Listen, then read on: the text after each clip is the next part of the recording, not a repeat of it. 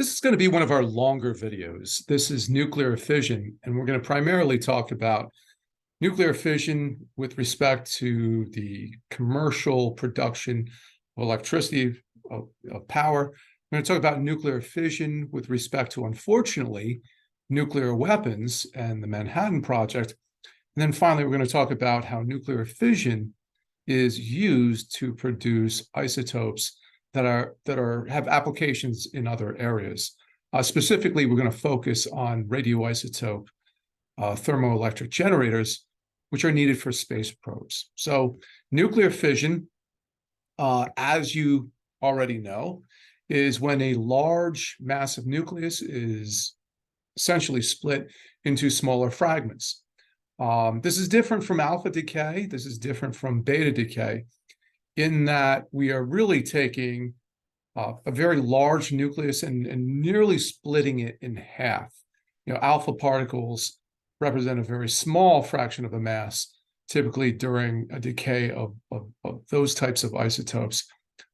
Here, we're generally setting up very large oscillations, or we're putting it into an excited state and essentially tearing it in two. Now, large isotopes with large atomic numbers tend to have a lot of internal repulsion due to the Coulomb force. And of course, this lowers the binding energy and makes the binding energy of isotopes much heavier than iron, much less per nucleon than iron itself. Now, with fusion, we're going to look at that in the next section and see that lighter isotopes lighter than iron, have less binding energy per nucleon. So really, in overall binding energy, we know that iron has the greatest binding energy. Right around iron and nickel, they have the greatest binding energy. And as we go lower and we go higher, we have less energy per nucleon. So essentially, by taking this nucleus and splitting it into smaller pieces, we're moving from the right-hand side of this chart to the left-hand side. And we're going to more binding energy. And of course, when we're talking about more binding energy, we're talking about more negative energy. So that energy has to go someplace. And of course, when we split a uranium-238, and we're going to probably end up somewhere around here, we are giving up energy to the environment. It's an exothermic reaction. So how does fission take place? Well, sometimes it takes place with a little bit of a nudge. Uranium, for instance, uranium-235, if we add a neutron to it, becomes unstable and splits into daughter products and gives off a few neutrons. Now, spontaneous fission is very, very common for all the elements that are greater in atomic number than lead. Okay? But let's differentiate two things here. There's spontaneous fission, where nucleus will basically split apart. Okay? And I say it's common. It's actually a mode of decay that is less common than things like alpha decay or beta decay in this area. But we see it in these heavier nuclei, these large atomic number nuclei. But just because something undergoes spontaneous fission doesn't mean that it can produce a sustained chain reaction. And this is very, very important. Okay? So there are many fissionable isotopes that are out there. Again, anything heavier than lead, we tend to see a lot of these fissionable isotopes. But when we're looking for generating power, we need a reaction that's going to keep on going, because just a spontaneous fission here or there is not really controlled. It's just happening by chance. We need a way to control it and release a large amount of energy so we can convert that into heat, and then the heat can be used to drive things like turbines and generate electricity. So if we look at the history of nuclear fission, we go all the way back to 1938, and this was discovered by Otto Hahn and Fritz Strassmann. And it was further analyzed by Liza Meitner and Otto Frisch. But nuclear fission was actually observed unknowingly by Enrico Fermi. He just didn't really understand or didn't appreciate what was taking place in his observation. And what's incredible here is we discovered nuclear fission in 1938, and soon after, it is turned into a weapon. Now, Leo, I always pronounce this wrong, Szilard, was the first to propose that we could keep a self-sustaining chain reaction. And this is an important analogy here. We know that there are many reactions in nature which are exothermic. They're going to give off energy, chemical reactions are going to give off energy as they go forward. But in order to generate heat from these exothermic reactions, they have to be self-sustaining. Well, you burn fossil fuels, it's very easy. You first of all add enough energy that combustion begins. And as long as you're adding fuel and an oxidizer, combustion is going to keep going. Okay, we're going to see the same thing for nuclear fission, that we have to keep the conditions correct in order for the reaction to keep going. Otherwise, the reaction is going to die out. If, for instance, you were, I don't know, heating your home with your furnace, and let's say your furnace was oil powered or gas powered, and all of a sudden you didn't add enough fuel, the flame would go out, you wouldn't produce heat. If you didn't add enough oxygen, the flame would go out, you wouldn't produce heat. So with fission reactions, to keep the fission reaction going, we need something that is going to undergo a chain reaction, which means that once the fission starts, it's like igniting the flame. Once the fission starts, it's going to keep going. It is important, however, again, to use the chemical analogy, not to let this reaction get out of control. Obviously, if we have a furnace and we added too much fuel and too much oxidizer and overwhelmed the furnace, we would have a disaster. We know that's going to be the same case for nuclear energy, but on a much larger scale, because we're talking about much larger energies.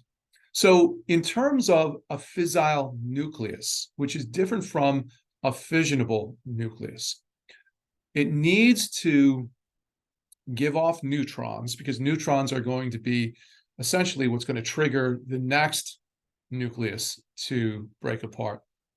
It needs to give off more neutrons than are lost. So for instance, let's say we have uranium, it decays, it gives off a neutron, multiple neutrons, this goes to the next uranium nucleus, triggers another decay, triggers another decay. As long as we're producing the same number of neutrons as we're losing in these reactions, the fission reaction will keep going. In fact, there are only a few isotopes that are actually fissile. And in many ways, we're very fortunate that nature hasn't made this easier, because that would have been making the threshold for a nuclear weapon easier and easier. So basically, there are two fissile isotopes which we find useful, and that is uranium-235, and this is going to be really the backbone of the nuclear industry, and the other one is plutonium-239. Uranium-233 is fissile, but it doesn't occur in the same ratios in natural uranium as 235. And even uranium-235, when we look at uranium ore, less than 1% of it's uranium-235. We can actually obtain uranium-233 through thorium, though, and that's another interesting pathway which is being explored. Now, there are other fissile isotopes out there, and they're all listed below, but obtaining them is rather difficult or not practical compared to uranium or plutonium. So let's start with uranium. First of all, we know that uranium is element 92. If we look at the periodic table of elements, lead is the last stable isotope, or the last stable element, I should say. Yes, there is an isotope of bismuth that has a half-life which is longer than the age of the universe.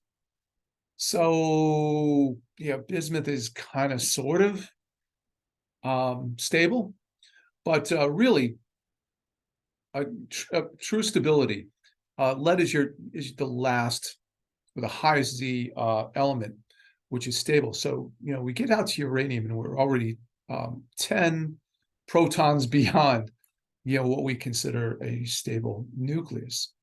So uranium will naturally decay. It decays usually through alpha decay, but there's a small percentage chance that it may spontaneously undergo fission. Again, this happens at a very, very low rate. If you take a sample of uranium and you put radiation counter up to it, you'll detect that yes, it certainly has some activity, but again, most of that activity is from alpha decay and beta decay of uranium and its daughter elements. Okay, but once in a while, it'll give off a few neutrons here or there. Now, uranium ore was originally known as pitchblende. Now it's known as uranite, or the mineral uranite. And it comes in a number of different colors because uranium has a lot of different oxidation states, and therefore there are a lot of different colors that are possible with it. In fact, uranium's interesting electronic structure is what led Henri Becquerel to study the ore, not knowing that it was radioactive at all, but because it has unique fluorescent properties. And again, that's due to the fact that it's a very high atomic number, and therefore the electronic configurations are very, very complex, and we get fluorescence from it, meaning that if we put a shorter wavelength of light into uranium when it's in a certain oxidation state, it will actually emit longer wavelength. So again, totally by accident, Henri Becquerel discovered this natural radioactivity while interested in its fluorescent properties. So uranite is, again, comes in different colors, because of its different oxidation states. When processed, it used to produce a very yellow color, something that we call yellow cake. But it should be noted that, again, due to all the various oxidation states, a lot of the uranite that's been processed today actually has a more brown or black color. Again, due to, I believe, a higher oxidation state. Now, this is what's called uranium glass. So even before uranium was known to be radioactive or a fissile material, uranium was used as a pigment. And this is, again, uranium which has been introduced into glass. It almost glows, not because it's radioactive, but because the incident light on it, any blue light is converted into this sort of yellowish green. And uranium glass is actually collected. And yes, it's slightly radioactive, but I don't really think it's all that dangerous. So we process uranium just like any other metal. Uranite is uranium oxide, so we need to get the oxygen away, so we reduce it. When it's reduced, it's a silvery metal, and you can see this metal actually has already begun to corrode, so that produces, sort of a dark patina on it. But, melting point around 2000 degrees Fahrenheit, it's very dense. It's not something that you really want to handle because of its toxicity. And certainly in terms of machining it, you want everything to be filtered, because if you inhale uranium, it's a strong alpha emitter. And just like radon, if it gets into your lungs, it can lead to a lot of problems, such as lung cancer. So in terms of we bring the uranium out of the soil, what do we have? We have primarily this isotope, uranium-238, okay, which has the longest half-life. And that's no surprise because uranium is primarily released in supernova explosions, very massive stars in their final moments. And we believe that the solar system formed about 5 billion years ago when a nearby supernova exploded and began the contraction of the solar nebula. So you have all these different isotopes of uranium. Which ones are going to survive? It's going to be the longest lived ones that are going to survive the most. And then as we go to shorter half-lives, there's going to be fewer and fewer of them. And by the way, uranium-233 is not originally from, supernova. Uranium-233 is from the decay of thorium, by the way. So that's why we see trace amounts of it in uranium ore. But again, primarily what we see is uranium-238 in large quantities. Over 99% of the ore is uranium-238, non-fissile isotope. Less than 1% is the uranium-235, which we want for fission. So looking at our fission equation, this is normally the way that we see uranium-235 undergoing fission. A neutron is introduced, it transforms uranium-235 into an excited state of uranium-236. This then begins to oscillate very heavily. And one way we can actually picture this is as the neutron hits the uranium and it's in this excited state, it almost behaves like a water droplet. Remember, we talked about the semi-empirical model where we modeled the nucleus, the binding energy, in terms of the surface tension from a water droplet. And we can imagine that as this becomes more distorted, it almost begins to pull itself back together, but into two separate droplets, if you will. And that, of course, leads to fission. We have the uranium-235, one neutron goes in, and typically we see 3 neutrons go out. And that's why we have a fissile material, because of those 3, there's a pretty good chance under the right conditions that one of those neutrons is going to be able to engage in another fission reaction. Now, here's something that's very important. The speed of this neutron is very important in terms of how likely it's going to be caught by this uranium. Slow neutrons that have, what we call thermal energy. They have about the same amount of kinetic energy as an air molecule at the same temperature. Those are the ones that are most likely to be caught, okay, or absorbed, okay? We call this cross-section. The higher the cross-section, the more likely this neutron is going to be caught by the nucleus. The neutrons that are given off by the fission event are actually fast neutrons. They're hot, and they have a low probability of interacting with another uranium nuclei. So their cross-section goes down very, very dramatically.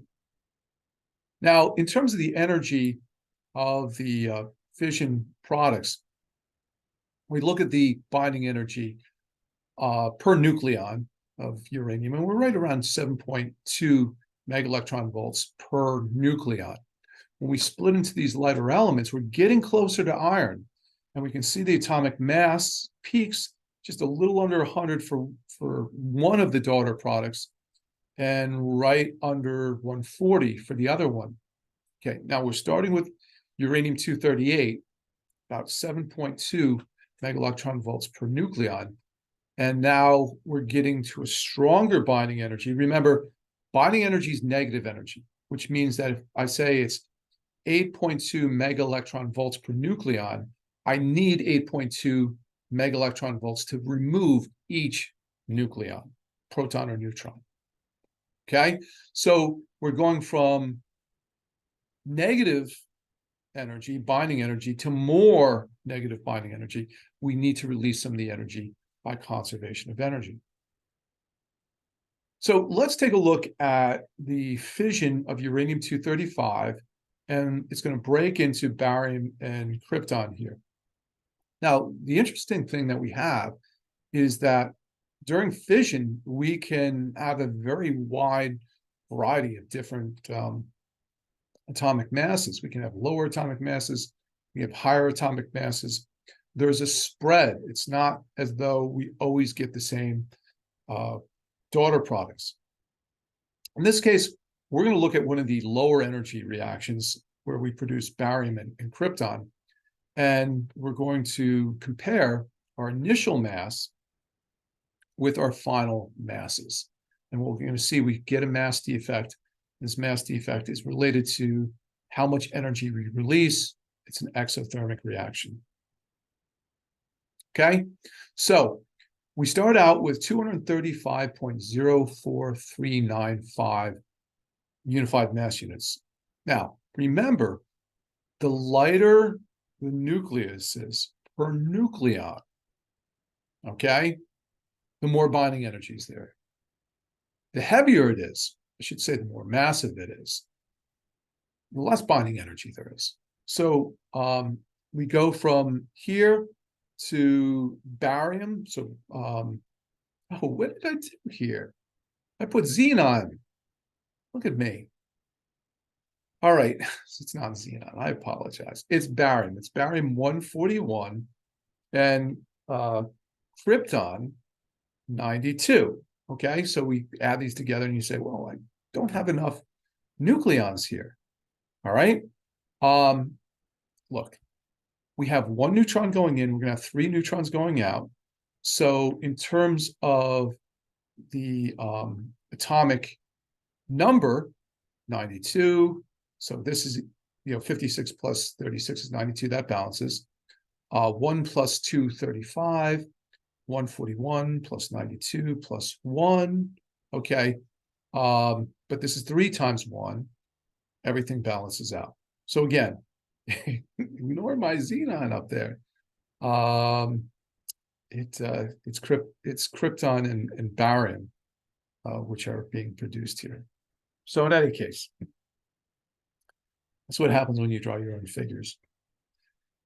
I take the difference between the two, and I see it's 0.82262. And again, how did I arrive at that?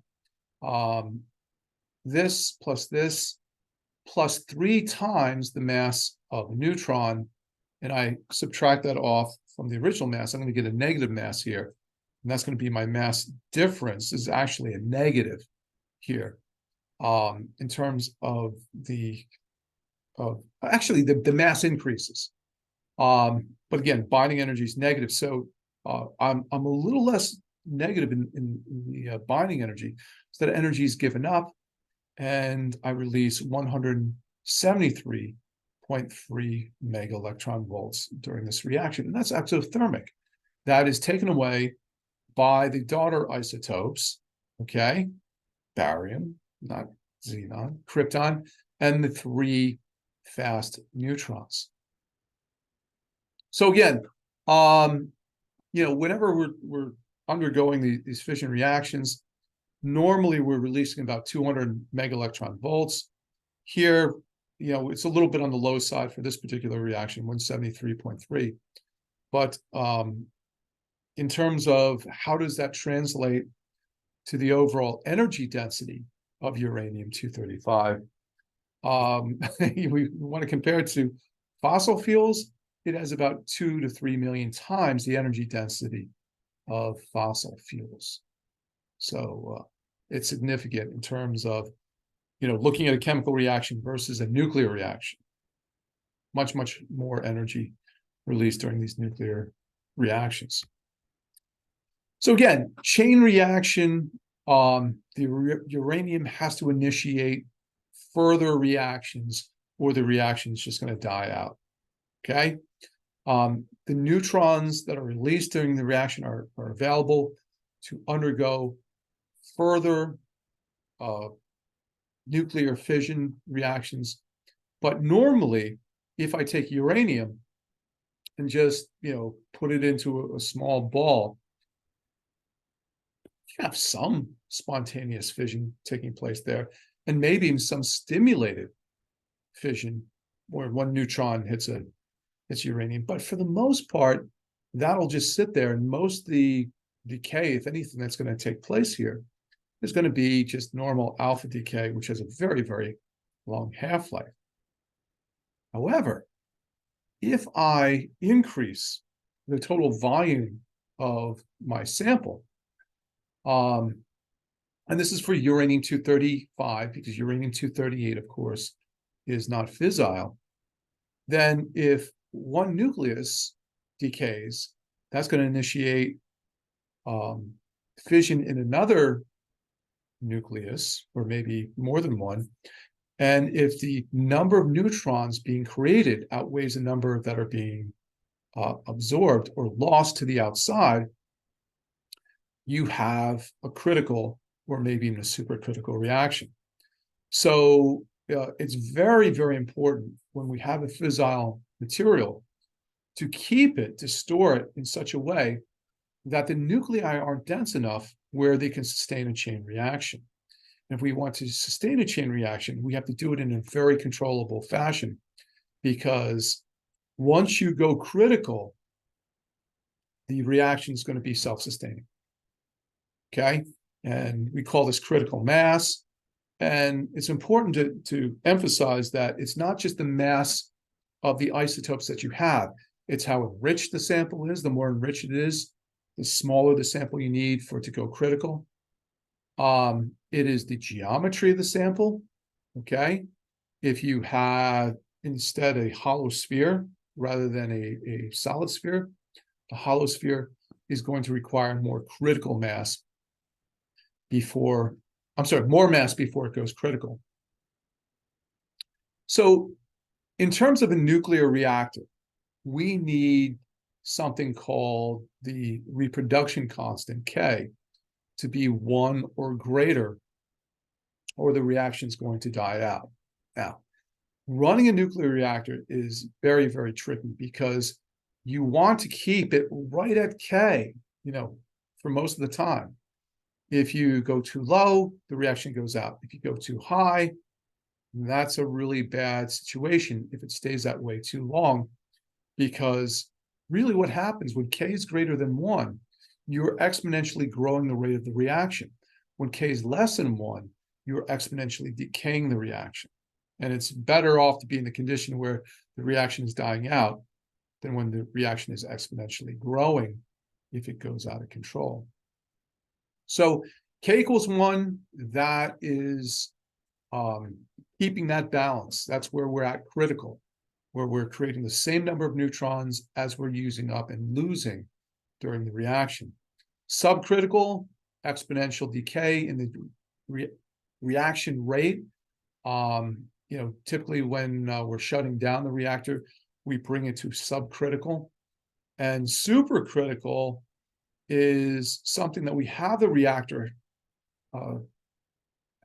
be in that condition for a very short amount of time, because during startup, we need supercritical. We need the reaction to grow to a certain point, and then we bring it down to 1 to make sure that the reaction doesn't get out of control.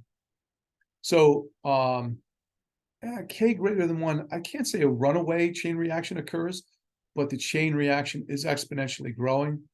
A reactor can't survive this way, operating indefinitely, because we're talking about exponential growth, and at some point, you're not going to be able to manage that much energy being created.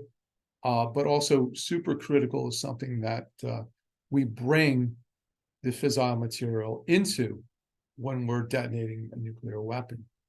All right. Let me bring up something important here. reactors don't explode like nuclear weapons. You don't get a nuclear explosion like you would from detonating a bomb. What typically happens is you just generate so much heat that the coolant is driven away, and essentially the core will melt and just keep burrowing into anything that's trying to contain it, and spreads radioactivity all over the place. If it gets down to the water table, you're in real trouble because all that heat will flash boil the water. Now we have radioactive steam, taking all the decay products and putting them into the atmosphere. So, of course, you're always going to lose neutrons from the core. Once they're lost, they can't participate in any fission events. And the fraction that we lose is going to be related to how much surface area we have compared to how much volume. So small reactors have a much larger percentage of loss. And that's one of the reasons why people are thinking that the small modular reactors might be the way of the future, instead of building these massive reactors, which we've done for so long, that because of the large neutron loss in these reactors, not only can we get rid of neutrons that sustain nuclear fission, we can also get rid of the heat much faster. But again, as we lose neutrons, we lose the ability to sustain the reaction. Slow neutrons are more likely to cause a fission reaction than fast neutrons. And again, most of the neutrons that are created during a fission reaction are very energetic, around 2 megaelectron volts. So we need something called a moderator to slow them down. Here's the basic reactor design, oversimplified. So, forgive me if I make this seem simpler than it really is. First of all, we need a fuel source. This is going to be the uranium, okay? So the uranium is placed in these rods. When we talk about fueling a reactor, we're loading these rods into the reactor itself and preparing for preparing for operation. We also surround this with a moderator material. The moderator material acts as a catalyst. It slows down the neutrons, so they're more likely to participate in the reaction. So when we have the fuel rods outside the reactor, they're subcritical. They're not going to undergo fission reactions because they're long, narrow. The neutrons are very easily lost from their sides. And even the neutrons that are inside there are these fast neutrons that aren't going to really participate in the reaction anyway.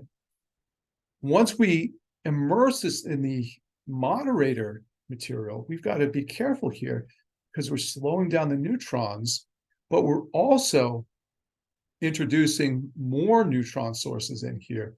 So if I put the fuel in the moderator material and just fill up that reactor, I'm going to be in a lot of trouble, because essentially the way that reactor is designed is the fission reactions are going to just keep ramping up and get out of control. So we have these control rods. These are the brakes, okay? It's like parking on a hill. You want to keep your parking brake on so you don't roll down the hill. When the control rods are in, they absorb neutrons and keep the reactor subcritical. So there's your brakes right here. So when the reactor is not in operation, the control rods are inserted all the way in, and too many neutrons are absorbed for the reaction to go forward. When we want to start this up, we slowly remove a few of the control rods. The more control rods we remove, the closer to critical we get, or we can nudge it a little bit above critical on startup, and then put the rods in to slow down the reaction. There's actually feedback too. As the reaction gets going more and more, some moderator material will actually reduce its effectiveness as a moderator. For instance, if water is used, as water heats up, it expands. So that's sort of negative feedback. The faster the reaction goes, the hotter the water gets, and that's going to slow down the reaction a little bit. So one of the problems with natural uranium is that it's difficult to sustain a reaction when only, less than 1% of the isotopes are actually participating in the reaction. So in some of these reactors, we actually have to boost the amount of uranium-235 in a process we call enrichment. Now, pure uranium metal, it's a straightforward metallurgy process where we go from a metal oxide to a metal. But the problem is there may not be a high enough percentage of uranium-235 to get the reactor going. Some reactors do operate with natural levels of U-235 and U-238, but in many reactors, we actually have to enrich the fuel.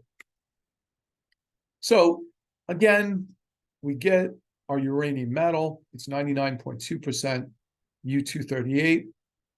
That doesn't undergo a fissile chain reaction. 0.72% is uranium-235. That may not be enough to sustain a reaction. So for some nuclear reactors, we need to bump up between 3 and 4%, depending on what type of reactor we're using. Heavy water reactors actually tend not to need as enriched fuel.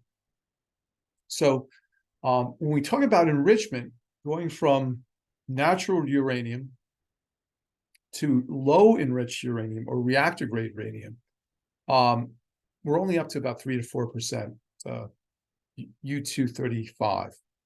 And by the way, that cannot be used in a nuclear weapon. You can probably make a dirty bomb out of it, I suppose, but to create a nuclear weapon, you're not going to get it out of this low enriched uranium. The danger becomes when we enrich this uranium where it becomes 90% or greater U-235, then that becomes dangerous. Okay, that's when you can get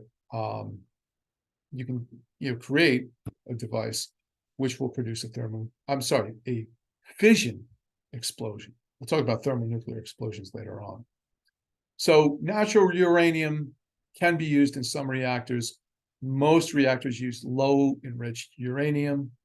And then when we hear weapons grade uranium, that's when we get concerned because of the use in a weapon. Now, the first attempt to separate uranium was part of the Manhattan Project, which we'll talk about later on, which was the development of the first fission bomb. The first time they tried to do this, they tried to separate the isotopes using something very similar to what we do with mass spectrometry. We know that heavier isotopes have a larger radius in a magnetic field than lighter isotopes.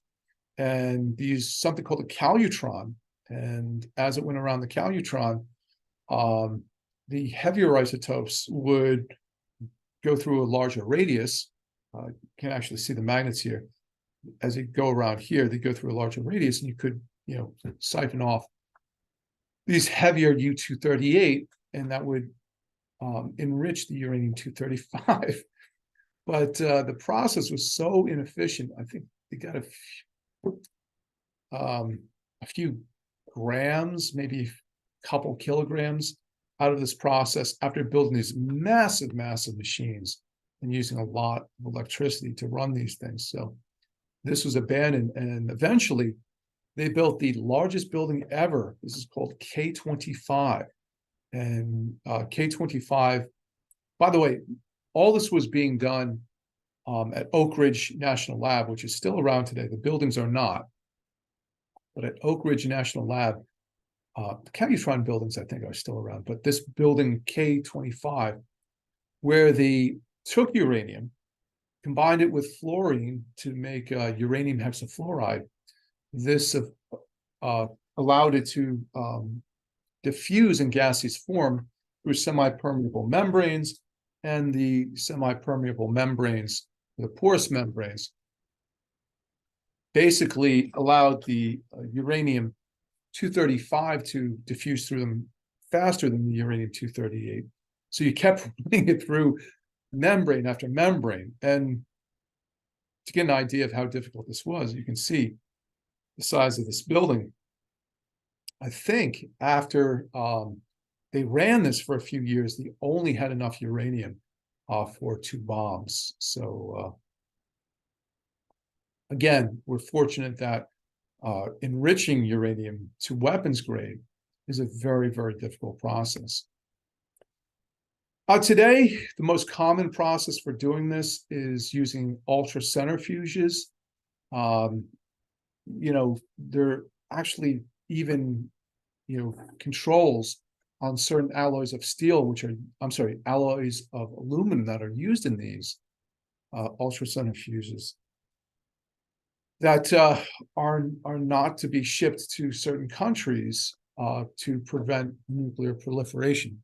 So, to these countries that we really try to control, what can be shipped to in terms of materials that can be used to help process uranium, obviously include Iran and North Korea. So our nuclear reactor, once we have the proper enrichment of the fuel, we have our control rods, which basically are high boron steel. Boron, by the way, is a really good element to absorb neutrons. And we have the proper moderator. We can basically put this thing together and run it. Now, again, the nuclear fuel is going to be uranium. Sometimes we introduce plutonium into the reactor. Especially after the Cold War, we actually purchased quite a bit of plutonium to help the former Soviet Union, bring down their stockpile. And a lot of people don't realize that many nuclear reactors in the United States were actually being run with plutonium.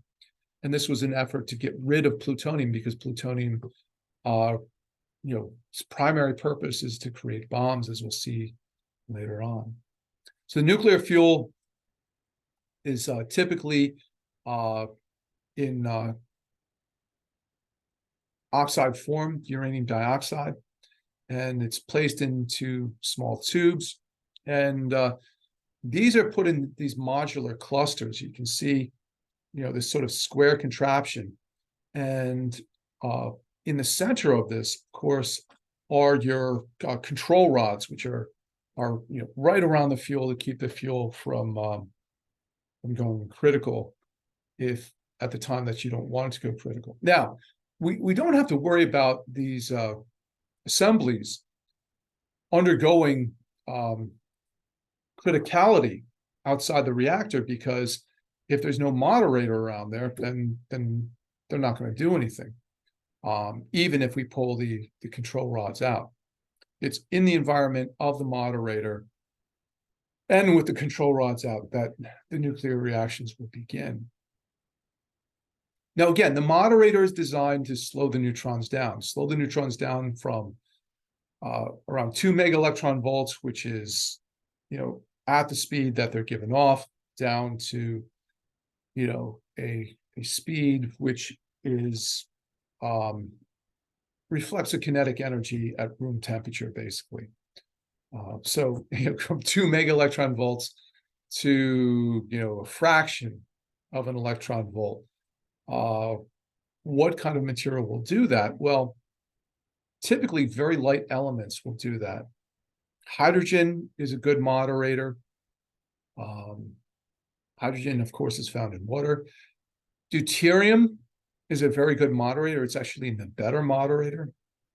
And finally, carbon is a very good moderator, carbon-12. So graphite is an effective moderator. We can see graphite tubes that have been machined for placement in a nuclear reactor. Graphite was originally what we used. And again, Here is where the neutrons are going to be given off, and we can see the vertical of this graph represents your fission cross-section. So that tells you how likely that neutron is in terms of participating in a nuclear reaction, a fission reaction. So the neutrons that are given off are just way too high in energy. They are what we call fast neutrons. We need to slow them down to increase the cross-section. And when we're talking about thermal neutrons, we're way down here, where the cross-section, thus the reactivity, is a few hundred to 1,000 times more likely. So again, without a moderator, it's so unlikely that a neutron will participate in a fission reaction that essentially, that fuel cluster will be perfectly fine as long as it doesn't have radioactive decay products in it. It's not going to start undergoing fission. But when we do introduce it to a moderator, the neutrons are slowed down so they can participate in subsequent reactions. Graphite is one moderator. Heavy water is another moderator. One of the big problems with heavy water is it's just very expensive. Heavy water reactors are much safer than graphite, since the reactions will stop once the water has boiled away. So most of these heavy water reactors, which are, for instance, Canada has these CANDU reactors which operate with heavy water. If they ever get out of control, and the water begins to boil away, well, essentially the reaction is going to slow down, and there's sort of that safety built within it. This is a good place to emphasize that just because the fission reactions have stopped doesn't mean that the reactor is safe. We saw that with the Fukushima Daiichi plants, where they scrammed which means shut down. They put the control rods in it, and the reactor still melted. Well, there are no fission reactions. What happened? What happened is, during a fission reaction, we produce a lot of radioactive isotopes. And even after shutdown, we still produce about 10% of the energy, 10% of the heat that we would at full operation. So you have to keep cooling these, or they're going to melt themselves. And that is a very good case where, a shutdown reactor without cooling water still was dangerous and still melted down without a fission reaction. Light water reactors are more common in the United States. They need enriched uranium to run. The heavy water reactors do not. But enrichment's not all that high. We're going from 0.7% to about 3 to 4%. So here are the currently operating nuclear power plants. I do my research and all the best sources. I go to Wikipedia. And you can see here, according to, actually, Wikipedia does a pretty good job of keeping track of very basic information. We can see in terms of the reactors that have no moderator, these are what we call fast neutron reactors. The BN 600 and the BN 800 in Russia still operate these fast reactors. Graphite reactors like Chernobyl, the RBMK, are still operated in Russia and a few other places, and the United Kingdom. So these graphite reactors are I'm not a nuclear physicist, probably the least safe to operate of all the reactors. Heavy water reactors, Canada has a large number of them. India actually operates quite a few of them, and so does China. But by far, the most common type of reactor that we have are the light water reactors, the pressurized water and the boiling water reactors, which are operated by 27 different countries. And again, at 359, you're talking about by far the majority of the reactor designs that we have. So again, here's what a fuel assembly looks like. They're very modular. You drop them into the reactor, and at the top of them, there are these control rods. These control rods have high boron steel, and essentially, when they're inserted into the fuel assembly, which is below this whole unit right here, they will, absorb neutrons and end the criticality condition, basically shut down the reactor. When you hear the term scram, that means put all the control rods in and end the fission reactions. So when the control rods are in, the fuel rods do not produce a sustained reaction. The reactor is essentially inert. When the control rods are taken out, the neutrons are able to engage in these chain reactions, and essentially the fuel rods by themselves are not a critical, but when we have a lot put together within a moderator, we do reach criticality. And you only pull out the number of control rods you need to sustain criticality. On startup, you want to slowly bring it up to a certain level. Once you hit that level, you'll use the control rods to keep it within that range. So again, in terms of the reaction, the more fuel you have, obviously, the faster the reaction is going to go. But in a nuclear reactor, that fuel is put in there and it's left in there. Okay. A reactor has to be shut down in most cases in order to do anything with the fuel. You'll hear that this particular reactor was shut down for refueling. It is a very labor-intensive situation to refuel a reactor. So this is really fixed. The fuel's in there, reactor's loaded, it's ready to go. If you want to increase the reactivity, you introduce a moderator there, okay? If it's a graphite reactor, all you need to do is load the fuel in there and the moderator's there too. If it is a light water, heavy water reactor, you can, I'm not going to speak to this. I would assume you can fuel without the presence of the water there.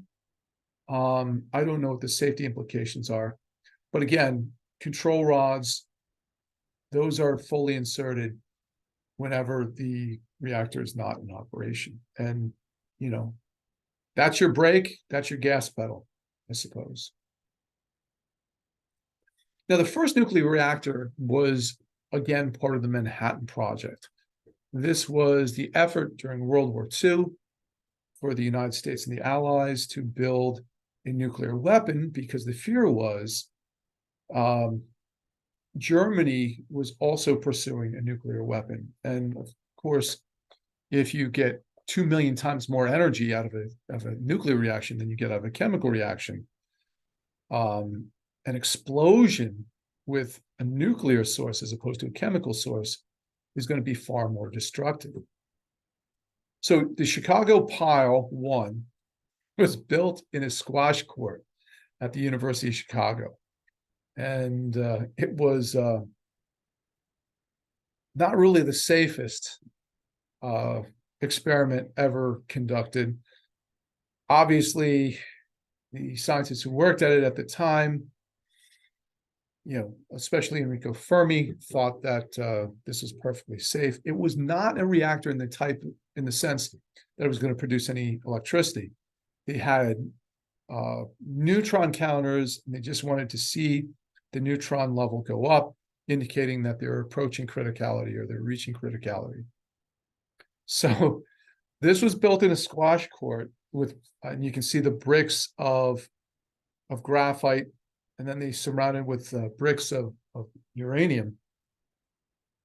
And it was the most primitive thing you could imagine. The fuel was loaded in there with control rods were put in first, and the fuel rods were put in. And they had a bunch of graduate students just pull out the control rods to get this thing started. And this is these three poor graduate students you might be able to see in this drawing right here. I don't believe there are any photographs of the Chicago pile, because this is all top secret. But you can see here the graduate students who had buckets of boron laced water that they're going to pour on the reactor if things got dicey, and they called them the suicide squad. Quite honestly, if this reactor went supercritical, that would have been really bad for everybody in Chicago. But here you can see a graduate student who is pulling out the control rods. And again, they pull them out, and these neutron counters would indicate how many neutrons are being created. And the higher the level of neutron activity, the faster the reaction is going from the fission. Today's nuclear power plants, of course, are operated on a much larger scale than the Chicago Pile 1. And unlike the Chicago Pile 1, which was just contained within a squash court, they are placed in large concrete buildings. And these contain any mistakes that may be made. If we look at nuclear power compared to all other sources, nuclear power, unfortunately, and I say unfortunately because nuclear power doesn't produce greenhouse gases, it does have greenhouse implications for construction. But once it's in operation, it's very green energy, but only accounts for 10% of the total energy produced throughout the world. You can see coal, natural gas are still the primary source of energy, throughout the world. France does a pretty good job with nuclear power. It's 59 nuclear reactors, has a total reactor capacity of 63 gigawatts, and 78% of the country's needs, at least according to reports that are a few years old, but that's taken up by the nuclear power plants in terms of what they produce. Now, despite the number of reactors and the high reliance on nuclear power, France hasn't had any major nuclear incidents, and as a result, they have a low carbon footprint. And this is very sustainable, the way that they operate. Again, nuclear power is really operated much the same way a fossil fuel plant would. You've got a heat source, that is the reactor. We circulate pressurized water from the reactor to heat the steam generator. Normally, the steam generator would be directly fired by a fossil fuel source. The steam powers the turbine turns the generator, this powers the grid, then the steam is cooled. The steam recondenses and then is pumped back into the steam generator. So here's what the reactor vessel looks like. You can see the control rods inserted into the fuel assemblies. And, essentially, this reactor, you increase the reaction level by pulling the control rods out. Here's a steam generator, just a bunch of tubes which act as a heat exchanger, which will exchange the heat from the reactor to the water, which is being used to drive the turbines. The reason why a nuclear power plant will have a primary loop and a secondary loop is because the water, which circulates around the reactor, will absorb some neutrons and will become, slightly radioactive. We don't want that radioactivity to leave the containment building. So we have the secondary loop, which then drives the turbines. This does lead to a little less efficiency, but certainly the safety is very, very important here. And again, the containment building, if something goes wrong, this is our last defense. Solid concrete, containing any radioisotopes that may escape from the reactor if something is breached. Steam turbines, again, no different from a fossil fuel plant. These steam turbines basically allow the steam to expand. As it expands, it turns the blades. The blades, of course, drive the generators. And here we can see the actual generation room of one of these power plants. And the steam pipes coming in to turn the turbines. The turbines then turn the generators. Hopefully, I'm seeing this correctly, but that is very typical. In any type of power plant, you have a building dedicated just for electrical generation. Now, these are hyperbolic cooling towers, and I think they're sometimes portrayed as just a big, pot of water which is filled to the top. Actually, it's not.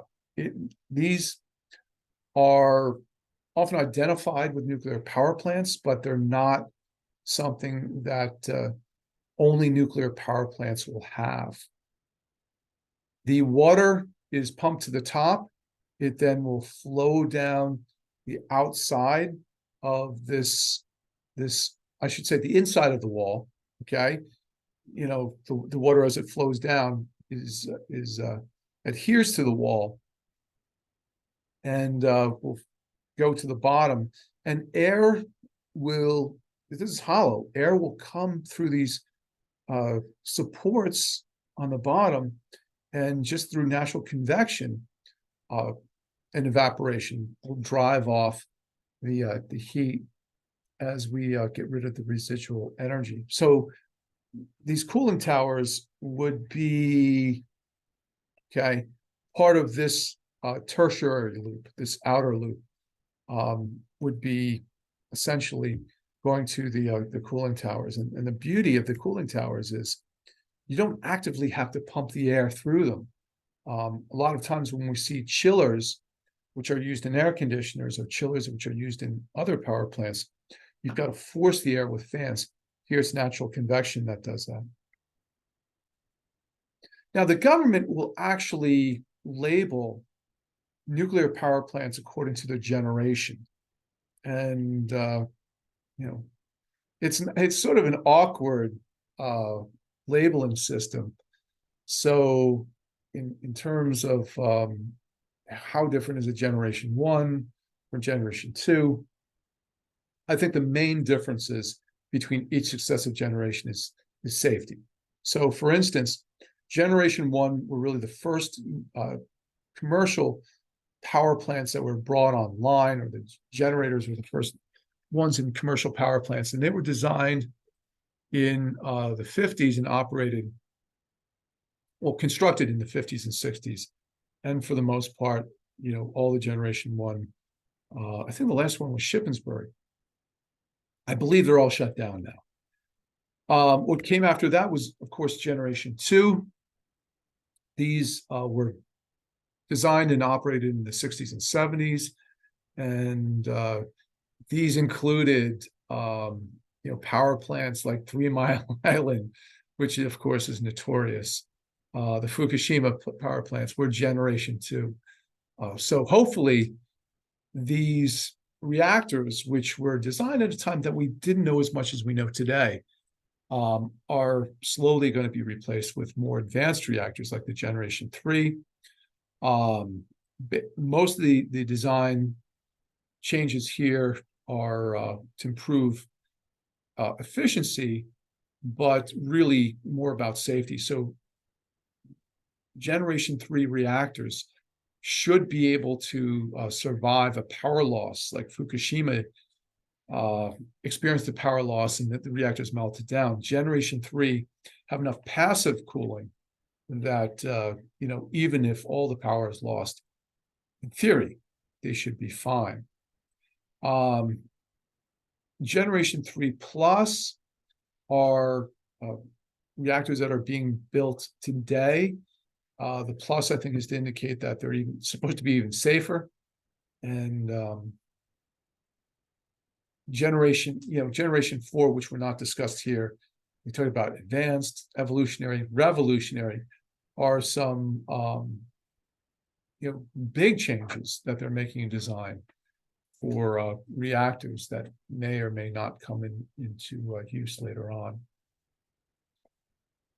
And in any case, another trend that has been happening is the exploration to get away from the huge gigawatt reactors that generate a lot of energy, but because they are so large, they are more difficult to control in situations, unexpected situations. I don't know how else to put this, but in the situations that we experienced with Fukushima, that was a very large set of large reactors, which it was difficult to get cooling water into them because they were just so massive.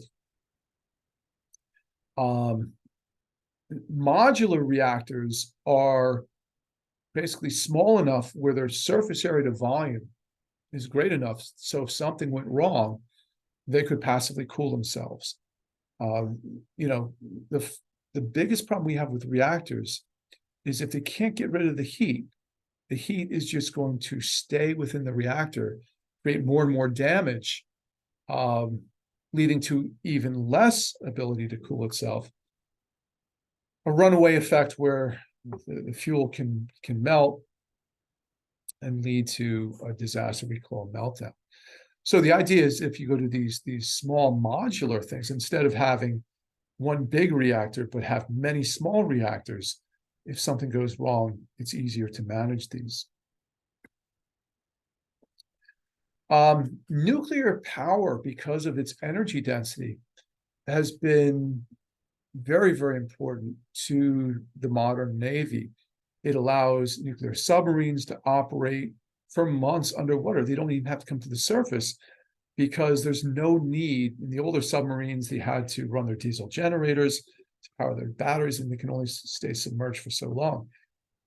Here, there's no diesel generators anymore. There's no need to come to the surface and take oxygen from the atmosphere. They can use scrubbers which run off the electricity of the nuclear reactors. The same is true with nuclear aircraft carriers. They don't have to constantly be refueled. Okay, nuclear fuel is placed in them, and they can operate for a very long time that way. There's even a proposal, something called kilopower. I shouldn't say there's a proposal. They're building these things where NASA is going to operate very small reactors, which are going to generate anywhere from a kilowatt to about 10 kilowatts of electricity for missions to the moon, missions to Mars, or even missions for space probes. And again, very efficient. These reactors don't need a lot of cooling. You can see this actually has a large radiative cooler, which takes the heat from the reactor, and these reactors will power a very efficient Stirling motor, or set of Stirling motors. We can't talk about nuclear power without talking about the accidents. And unfortunately, there are 3 very significant accidents that took place, 2 of them with very long-term results. The most serious is obviously Chernobyl. And Chernobyl happened in the former Soviet Union, in what's now Ukraine. And the operators of the reactor basically were pushing the reactor to its breaking point.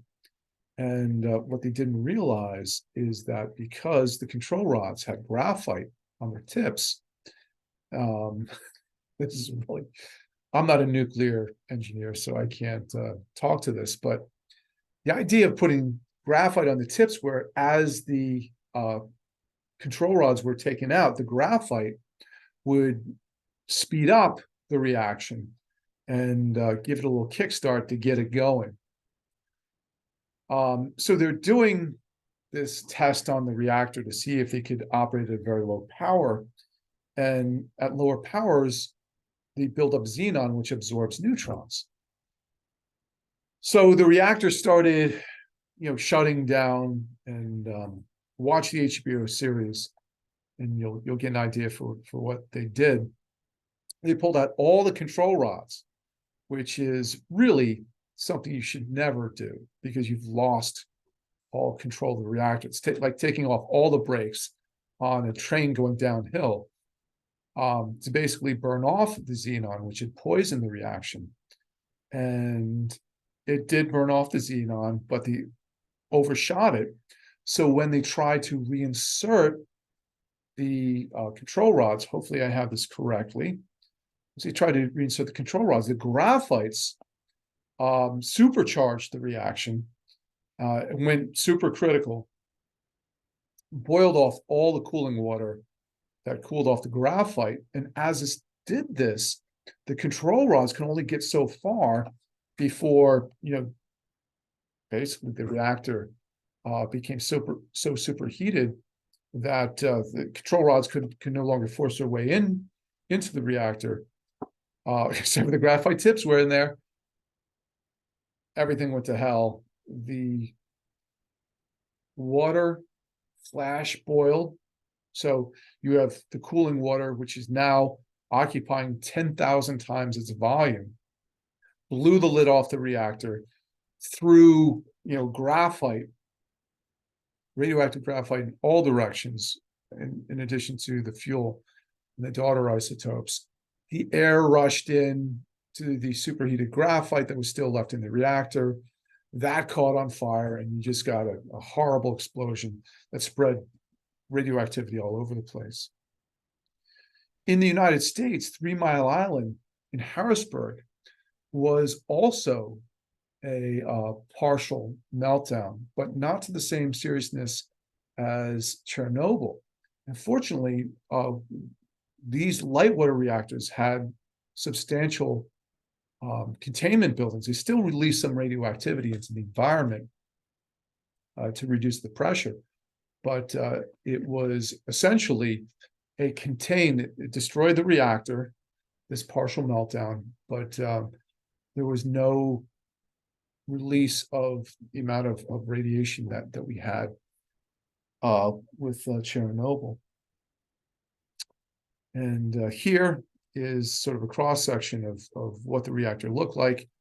In some respects, it did what it was supposed to.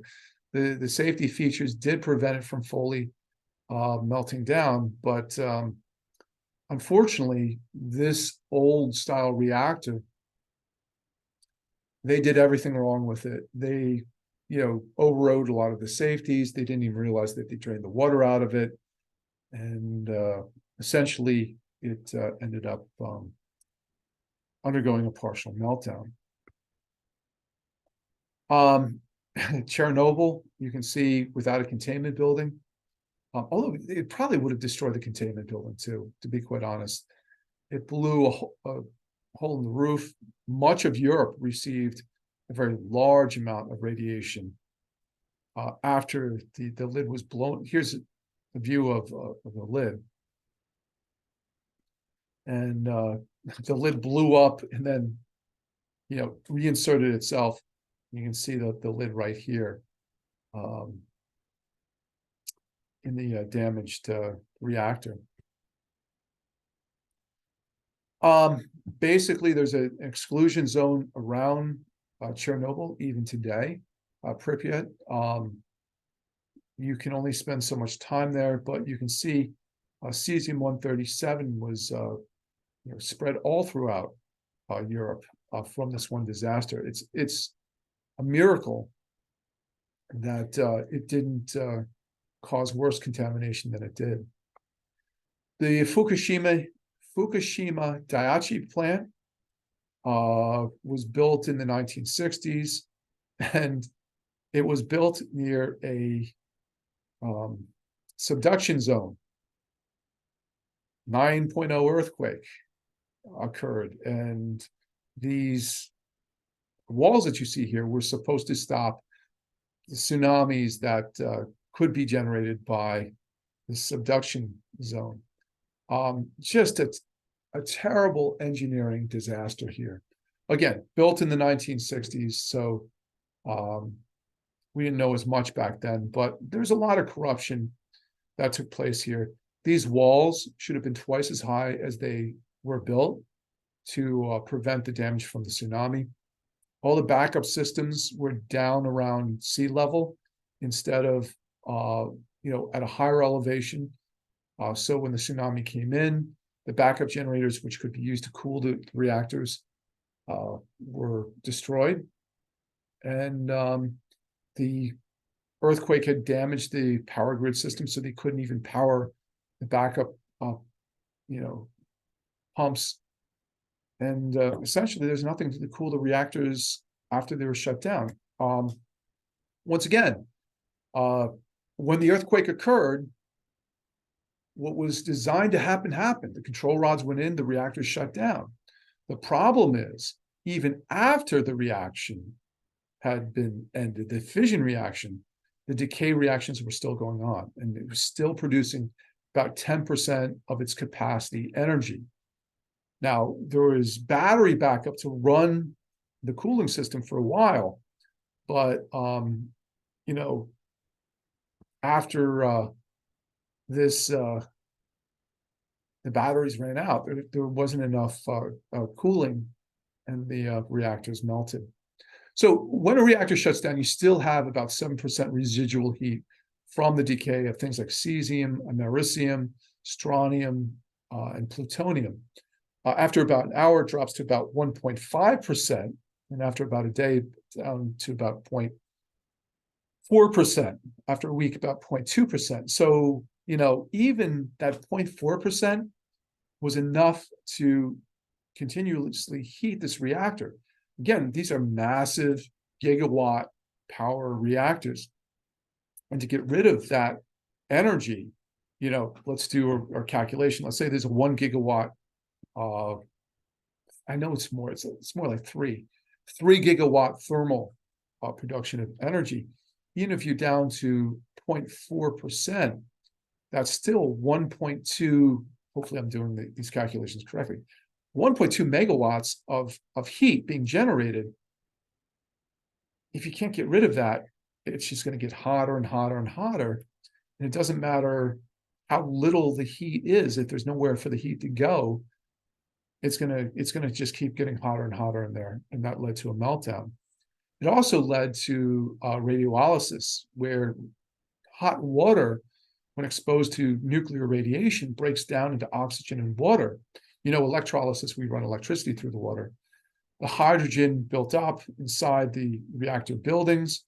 And once the hydrogen finds an ignition source, the relief valves on the reactors are going to vent the hydrogen into the building. The building builds up the hydrogen, finds an ignition source. As you can see, it blew up the building. This then allowed, breached the containment building, and radioactive material got out. The big problem is with nuclear radiation, I should say, for decay products of nuclear, cesium-137 gets into the thyroid, and as something that is I think it's a beta emitter. I'm not sure that it's an alpha emitter, but if it concentrates in one gland, it increases your risk of thyroid cancer. I'm sorry, both cesium-137 and radioactive iodine get into different organs. It's the radioactive iodine that concentrates in the thyroid gland, increases your chance of thyroid cancer. So that's why they give people who've been exposed to a nuclear incident, they'll give them iodine to prevent the body from uptaking the iodine in the environment, which is radioactive. So we're going to end here. This is part 1 from this section of the chapter. Pros: nuclear power, for all the horrors that I just talked about, does not produce greenhouse gases. So if climate change is our existential threat, nuclear power is a solution, or at least the trend to shut down nuclear power, which Germany did, works against what we're trying to do to reduce our greenhouse emissions. Power plants are very expensive to build, okay? But the fuel is inexpensive. So if you built a power plant, doesn't cost as much to operate it as it does other types of power plants. Of course, the cons are dangerous and poorly controlled, especially for the older reactors. The reactors that were built in the 60s and 70s, which most of the reactors in the United States were built back then, don't have the safety systems. So if we don't operate them in a safe manner, we can get a 3-mile island. Okay, not too much bad happened there, but if we get a Fukushima situation, then you're basically polluting the surrounding area, and the surrounding area becomes unlivable. Disposing of waste is a problem. Okay, we initially were going to dispose of it in Yucca Flats in Nevada, but due to protests and especially from the state, nobody wants to take other people's waste. That's been canceled. So most radioactive waste is actually stored at the site of a power plant. But for everything you hear in the news, we've actually been able to encase it, what we call dry casking, nuclear waste, and we're doing a good job of just keeping it safe for the time being. The problem that we'll talk about in part 2 is the proliferation. When we operate these plants, we're operating it with enriched uranium, okay? It's still mostly uranium-238. And when uranium-238 absorbs a neutron, it becomes uranium-239, which decays into newtonium-239, which decays into plutonium-239. And that's very much the material which is used for building nuclear weapons. Okay, so again, at this point, I would say that nuclear power, the benefits outweigh the problems in terms of climate change. They are a solution, okay? At least nuclear power should not be removed until we're able to remove other greenhouse emitters. In terms of climate policy, coal plants should be the first to go because they have the strongest, largest footprint. Again, let me just say that's more my opinion. I'm not going to get into the political mix here too much. Coal, very large footprint. Shale oil, also very large footprint. Crude oil, large footprint. Okay, these should be the first power plants to be shut down. Natural gas, actually, lower footprint than other fossil fuels. So if we're taking things out of operation, take out your coal, your oil first, then go to natural gas to reduce carbon footprint. Then we can decommission the nuclear power plants or hopefully modular power plants will show us that we can generate base load much more economically and safely. But again, opinion. Try not to turn it into a political firestorm, because there's a lot of opinions that people have which aren't really based on the science or the engineering. Okay, so we'll do part 2 and talk about, unfortunately, nuclear weapons.